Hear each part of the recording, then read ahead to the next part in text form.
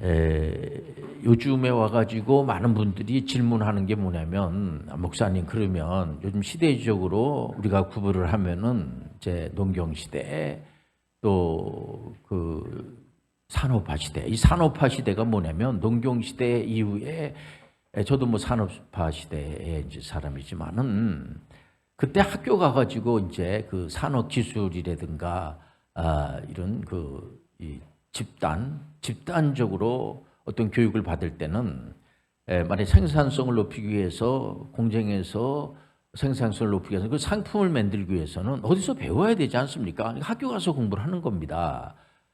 이 학교 교육이라고 하는 것이 굉장히 중요해요. 이 산업화 시대에는 학교 교육이죠. 그러다가 이 정보화 시대로 넘어가면서 이제 유비쿼터스 AI 시대라고 하지 않습니까?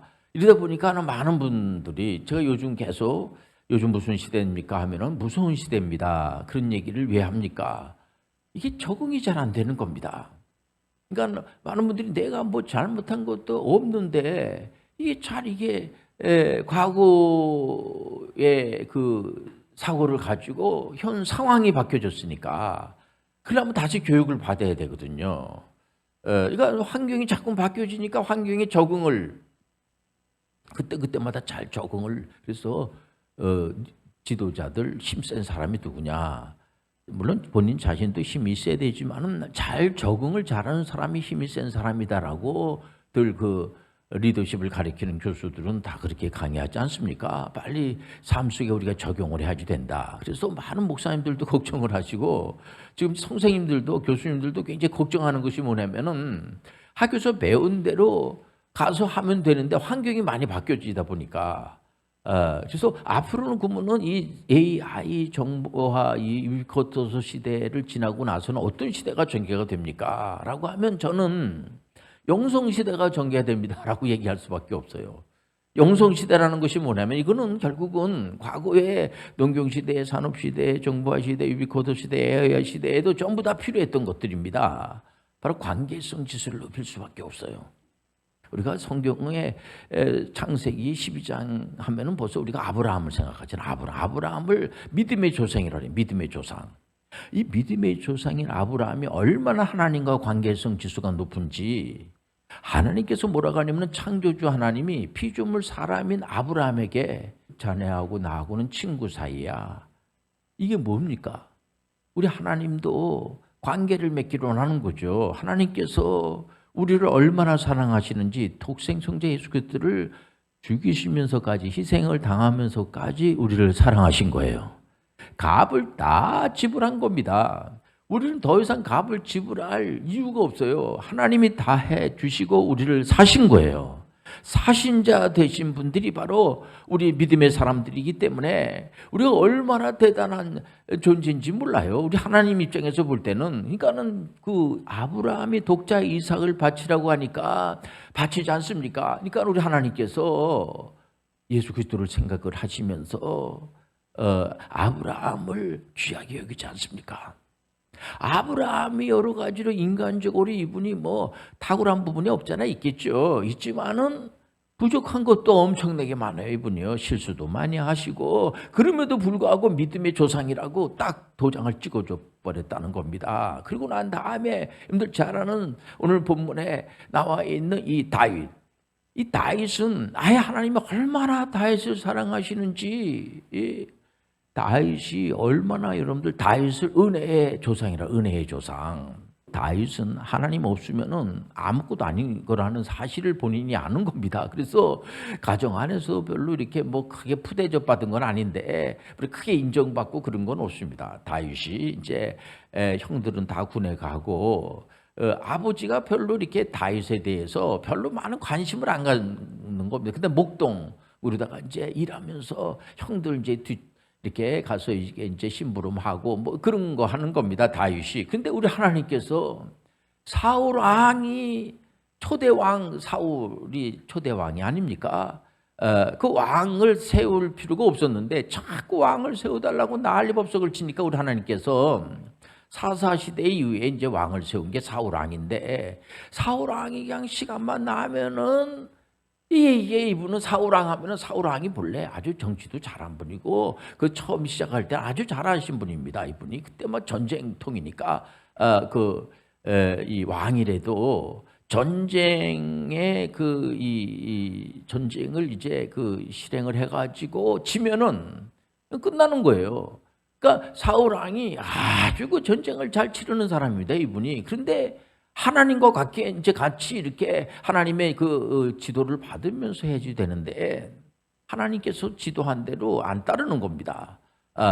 완전히 진멸하라 그러면은 진멸하지 않고 자기 생각대로 자기 마음대로 그냥 아무 진멸 다 할 필요가 없지 뭐 거기 있는 모든 그런 것들을 다 불태워버려라 그러면 그거 뭐 불탭니까? 안 태우는 거예요. 그래서 나중에 뭐라고 하냐면은 사무엘 선지자가 왜 자꾸만 그런 식으로 하나님의 말씀을 듣지 않습니까? 그러니까는 그 제사 지내려고 그거 갖다가 하나님 앞에 제사 지내려고 그러니까 하나님 그 사무엘이 뭐라고 그래요? 하나님은 제사보다 순종을 귀하게 여깁니다. 제사가 제사도 중요하죠. 근데 제사보다 더 중요한 것이 뭐냐? 하나님의 말에 잘 따르는 것이 우리한테 손해가 되는 게 아니에요.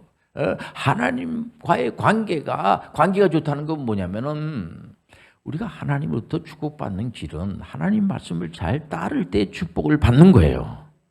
전혀 이렇게 주거니 받거니가 돼야 되는데 하나님 이렇게 하라고 하면 알았습니다. 그렇게 하겠습니다. 다윗은 그런 사람이에요. 다윗은 그저 너무 부족하게 그저 없으니까 그러면서 신앙심이 너무 좋으니까 그 당시에 여러분들 잘 아는 블레셋의 그 삼손이라고 하는 블레셋의 이 골리앗이라고 하는 그 장군 있잖아요. 적장이죠. 이 골리앗이라고는 그 거인 장군이 있어가지고 사울도 이거 대책이 없는 겁니다. 거기에 골리앗하고 싸워서 싸울 사람이 한 사람도 없는 겁니다. 그때 10대인 다윗이 당신은 창과 칼로 싸우지만 나는 물맷돌 하나 가지고 여호와 이름으로다가 싸웁니다. 결국은 이기게 된 거예요. 그래서 너무 그러니까 어떤 사람들 그거 뭐 골리앗하고 한번 싸워서 이긴 거 가지고 계속 우려먹으려고 한다고 그런 게 아니에요. 다윗의 신앙은 벌써 거기서 결정난 거예요. 이분이 거기서 벌써 여호와 이름 의의 없이 믿는 겁니다. 여호와 이름을 가지고 가가지고 이겼어요. 다윗은 항상 무슨 일이 있을 때마다 그때 사울왕이 시기심 때문에 다윗을 죽이려고 그럴 때 오늘 그 본문의 그 내용이 뭐냐면 다윗의 요청합니다. 하나님 앞에 하나님 나를 죽이려고 하는 사람을 하나님이 죽이세요. 야 이건 무서운 소리입니다. 다윗이 하나님 저를 죽이려고 하는 사람들이 많습니다. 그러면 제가 그 사람들을 죽이기 위해서 저를 군사도 보내주시고 저를 힘을 센 사람 눈이 2개 가지고 안 될 것 같아요. 이 활이 어디서 날라올지 모르니까. 그래서 눈을 6개로 만들어 주세요. 그렇게 기도 안 해요. 다윗은 하나님이 다 처치해 주세요. 그게 기도예요. 그게 요청이에요. 이거는 어떻게 보면 그 다윗이 그런 식으로 기도할까? 이게 하나님과의 관계성, 영성을 말하는 겁니다. 우리 믿음의 사람들은 하나님과 좋은 관계를 가지시길 바랍니다. 그러니까 하나님 너무 힘드니까 정당성이 있는 거예요. 다윗이 이게 쓸데없는 기도하는 것이 아니고 괜히 다른 사람을 도덕적으로 문제가 있는 기도를 하는 것이 아니고요. 다윗은 합법적으로 자기는 옳은 일 하기를 원하는데 적들이 너무 나를 괴롭히고 힘들게 하는데 하나님께서 어떻게 저것들을 전부 다 해치워 주옵소서 그렇게 기도를 하는 겁니다. 이거는 뭐냐면 다윗은 곧 하나님만 의지하는 거예요. 하나님 없으면 아무것도 안 됩니다. 그리고 다윗을 보면은 막 사울 왕이 죽이려고 하니까 남의 나라에 도망하지 않습니까? 근데 블레셋으로 도망하니까 블레셋 사람들이 다 아는 거죠. 저 사람이 블레셋 장군 골리앗을 죽인 사람인데 저게 무슨 또 수작을 부리고 여기로 도망갔는가? 그럴 때 막 미친 짓 하면서 침을 막 질질 흘리면서 그런 사람이 다윗이에요. 그러니까는 다윗이 어떻게 보면은 약간 교활한 면도 있어요, 이분이요. 그리고 아주 너무 약하니까 그지없고 문제가 많죠. 여러분들 하나님은 문제가 없는 사람을 쓰는 게 아니고 문제가 있지만 믿는 자를 쓰는 거예요. 하나님 앞에 돌아오는 자를 쓰는 거예요. 하나님 없으면 나는 살 수가 없습니다. 이 가나안 땅이라고 하는 것이 믿음의 조상 아브라함을 하나님이 훈련시키는데 선택하시고 난 다음에 아브라함이 나를 선택해 주세요. 제가 믿음의 조상을 너끈히 할 수가 있습니다. 그게 아니에요. 하나님께서 일방적으로 기쁘신 뜻으로 아브라함 선택하셔가지고 훈련시키는 게 가나안 땅을 가는 가나안 땅. 가나안 땅은 너무 먹고 살기가 힘든 땅이에요. 그 땅이요. 기도하지 않으면 살 수 없는 땅이야. 여러분들 기도하시길 바랍니다. 우리는 기도하는 것이 신앙인의 자세임을 아시길 바랍니다. 그런 건 뭐해? 힘든데 기도한다고 뭐가 하늘에서 뭐가 뚝 떨어지 그런 얘기하는 게 아니잖아요. 하나님은 영이신 분이세요. 눈에 보이지 않지만 존재하세요. 하나님 우리하고 교제 나누시길 원하세요. 하나님 우리하고 대화 나누시길 원하세요. 우리 항상 우리가 예수님의 이름으로 예수님께서 직접 말씀하지 않았습니까? 우리 이름으로 기도하면은 이게 뭐가 효과가 있겠냐고요. 죄 많은 우리의 이름으로 다 기도하고 되겠냐고요. 예수님의 이름, 죄가 하나도 없는 예수님의 이름으로 우리가 기도를 하는 거예요. 얼마나 감사합니까? 얼마든지 하시길 바랍니다. 혹시 내가 죄가 많고 나 뭐 기도해봐야 뭐 응답이 되겠어? 그래서 예수님께서 중보자가 되어 주셔가지고 예수님의 이름으로 우리가 그 마지막 결제 그 도장을 찍는데 예수님의 이름으로 아마 개혁교회 속해 있는 모든 분들은 기도할 때 자기 이름으로 기도하는 분들은 없어요. 예수님의 이름으로 기도해요. 예수 이름으로 나가셔야 돼요. 예수님의 이름의 능력으로 여러분들 기도하시길 바랍니다. 내가 비록 부족한 게 많고 이거 내가 이거 기도하다가 괜히 혼나지는 않을까 이거 괜히 문제가 많은 사람인데 내가 문제가 많으니까 교회 나온 거예요. 환자기 때문에 그래서 건강한 사람은 의사가 필요가 없어요.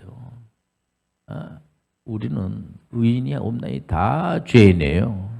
우리가 문제가 많기 때문에 그 문제를 해결해 주신 분이 예수 그리스도예요.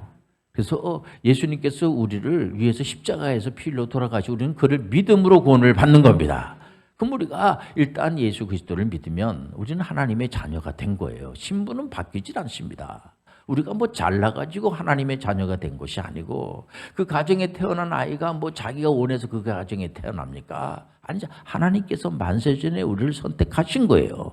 우리는 기쁜 뜻으로 하나님 감사합니다. 나같이 하나님의 백성이 될 수도 없는데도 불구하고 나를 위해 십자가에서 피 흘려 돌아가시고 너무 감사합니다. 나는 은혜로 살 수밖에 없습니다. 그러면서 그러고 난 데서 구원 이후에 된 삶은 그것도 뭐 완전하진 않죠. 그러나 어쨌든 이렇게 자꾸만 신앙의 훈련을 받으면서 조금씩 변화가 되고 늘 다이만 하더라도 나중에는 또 죄도 많이 짓고 이분이 평생을 전쟁통에서 다 인생을 보내다 보니까 얼마나 많은 사람을 죽였겠습니까? 또 얼마나 많은 상처가 있겠습니까? 다윗의 그 고백의 내용을 들여다보면은 모든 죄를 사해 주셔야 됩니다. 하나님 모든 병을 고쳐 주셔야 됩니다. 아주 구체적인 얘기를 안 해요. 병이 뭐 한두 개가 아닌 것 같아 보니까 너무 많으니까 모든 병을 고쳐 주시고 모든 죄를 용서해 주셔야 됩니다. 여러분들 다윗의 고백이에요. 근데 우리가 죄지라는 소리가 아니라 우리는 그런 다윗의